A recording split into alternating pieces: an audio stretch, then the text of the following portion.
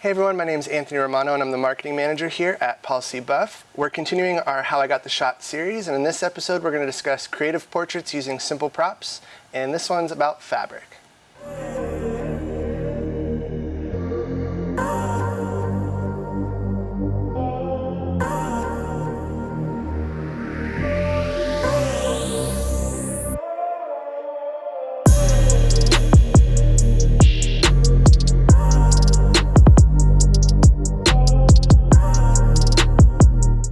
This particular shoot was focusing more on the creative than the technical. I was inspired by some fabric that I had found that had this kind of ombre, orange to pinkish purple, and had some gold interwoven in it, and I thought it'd be really cool to kind of mess with and do something that was a little bit moody but also kind of vibrant. When I was planning out my shoot, I was thinking of how I could be inspired by this fabric, and it was giving me like a fire vibe, and I really wanted to play off of that.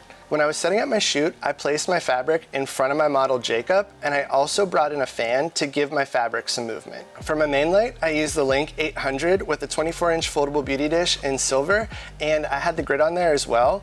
The grid was great because it narrowed that beam spread, and it made it a little bit more moodier and a little bit more dramatic. The daylight balance of the Link is awesome, but it really wasn't lending itself to that fiery theme that I was kind of playing off of, and I didn't want to just toss an orange gel on my light because I was afraid it was going to be a little too intense. So what I did is I tried our CTO warming gel cap, and it gave me just the look that I wanted. For my backlight, I used another Link 800, and I modified it with a 7-inch reflector and a 30-degree grid. I also tossed on our teal colored gel cap, and this did a couple things for me.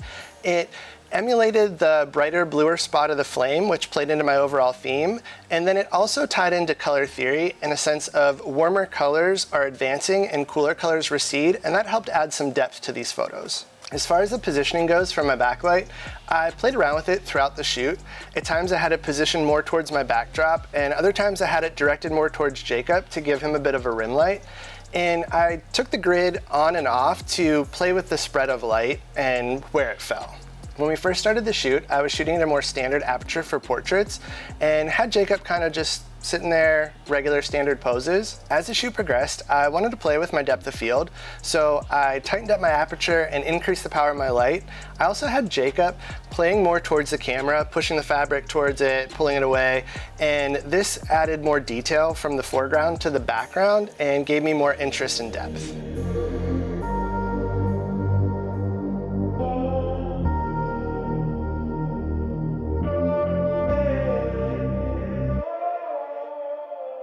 Thanks so much for watching. We hope you found this video helpful and look forward to seeing what you create. Give us a follow on Instagram at PolicyBuff Inc. And if there's anything you want to learn in a future How I Got the Shot video, leave it in the comments below. Don't forget to hit subscribe, and we'll catch you on the next one.